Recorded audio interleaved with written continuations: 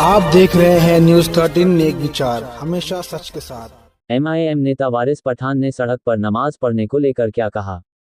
BJP का बस चले तो हमारे नमाज पढ़ने पर भी केस कर दे। कांवड़ रास्ते पर चले तो फूल बरसाओ। गणेश चतुर्थी में पंडाल रास्ते पर, सिर्फ नमाज से ही क्यों दिक्कत? अगर मस्जिद में जगह ना मिली तो मैं रास्ते पर नमाज पढ़ूंगा। जो कि मांग किया गया है कि यूपी की तरह मुंबई में भी छत पर या मस्जिद के बाहर नमाज ईद की नहीं होने देंगे, क्या बोलेंगे? देखिए साहब, अगर मस्जिद में जगह कम रहेगी, ईद की नमाज रास्ते में पढ़ेंगे। मेरे को अगर जगह नहीं मिली मैं तो रास्ते में पढ़ूंगा। कर दो कैंसिल, मेरा पासपोर्ट किसमें ताकत है, कौन से प्रोविजन के तहत आप मेरा पासपोर्ट कैंसिल करेंगे? अब मेरे को मेरी छत है, वहां मेरे को नमाज पढ़ना, खाना खाना, जो भी क्या बीजेपी सिखाएगी मेरे को क्या करना है? जो मेरे को करना होगा, जो हमारी मर्जी में आएगा करेंगे। संविधान के दायरे में रहकर हम कर रहे हैं। जिस तरह से अभी मुझे बताइए, हम गणपति का फेस्टिवल हमारा हिंदू भाई बनाते हैं, किसी कोई रोकता है? पंडाल कहाँ रखते हैं? घर में रखते हैं, रस्ते पे रखते हैं, रस्ते पे लगते हैं। होली घर में खेलते हैं, रस्ते पे खेलते हैं, रस्ते पे खेलते हैं। तो हम भी हमारा त्योहार का अगर आधा घंटा सुबह में अगर ईद की हमने नमाज अदा कर ली तो कौन सा पहाड़ टूट पड़ेगा? अरे पुलिस प्रशासन की जवाबदारी बनती है, रोकिए, वहां पे बंदोबस्त करिए ना। कौन सा ट्रैफिक का वेहिकुलर प्रॉब्लम हो जाता है आपको? हमने देखा है कांवड़ यात्रा के अंदर महीनों तक रस्ते के ऊपर भीड़ रही, उनके ऊपर तो आप आसमान से हेलीकॉप्टर से फूल बरसाते हो। और अगर मुसलमान ने बोल दिया कि हम रास्ते पे नमाज पढ़ेंगे तो आपको ये तकलीफ हो जाती है। अरे कितनी नफरत फैलाएगा बीजेपी? हमको तो लगता है कि इतनी नफरत फैल गई कि अब इनको हमारी नमाज जो पढ़ेगा उसको भी केस कर देंगे।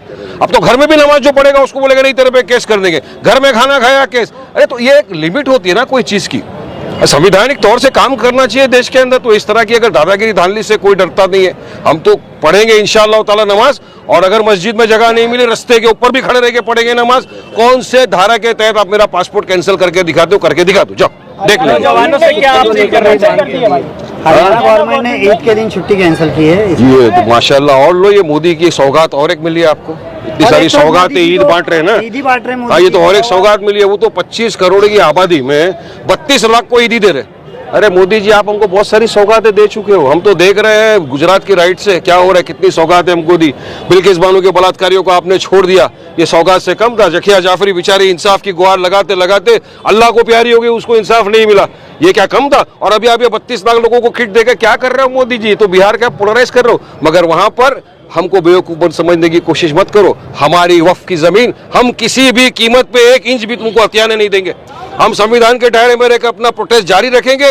देश भर में हम इसके खिलाफ एहतजाज हमारा जारी है और आगे भी जारी रहेगा। हम चाहते हैं मोदी सरकार ये जो असंवैधानिक गैर कानूनी वक्फ का बिल लाया उसको वापस ले, फौरी तौर से वापस लेना चाहिए। कहीं ना कहीं 2014 के बाद अब मोदी जी को, लोगों को, मुसलमानों को ईदी बांटने का, अब मैं तो वही बोल रहा हूँ ना भाई, अभी 10 साल हो गए, 10 साल में 20 ईद अपनी आ गई, कभी बांटे क्या? हाँ, नफरत तो हर दिन बांटा है, भर भर के बांटा है। इनके लोगों ने तो यहाँ तक कहा स्टेज पे खड़े रह के मस्जिदों में घुस के मुसलमानों को चुन चुन के मारेंगे। बहरहाल वो तो हमने जवाब दिया कि आएगा बेटा, 2 टांग पे जाएगा तो स्ट्रेचर पर ही। हो तो इंशाल्लाह आज भी बोल रहा हूँ मैं। तो नफरत तो इतनी बांटी है इन्होंने 10 साल में जिसकी कोई हद नहीं है। और अब तो नफरत का पैमाना एकदम क्रॉस कर दिया लोगों ने। अब तो नमाज से भी इनको तकलीफ हो गई। लेकिन हम तो यकीन मानिए, मैं नमाज पढ़ूंगा रास्ते पे, अगर मुझे मस्जिद में जगह नहीं मिली इंशाअल्लाह ताला पढ़ूंगा। हम सब पढ़ेंगे इंशाअल्लाह, सब पढ़ेंगे नमाज हम लोग।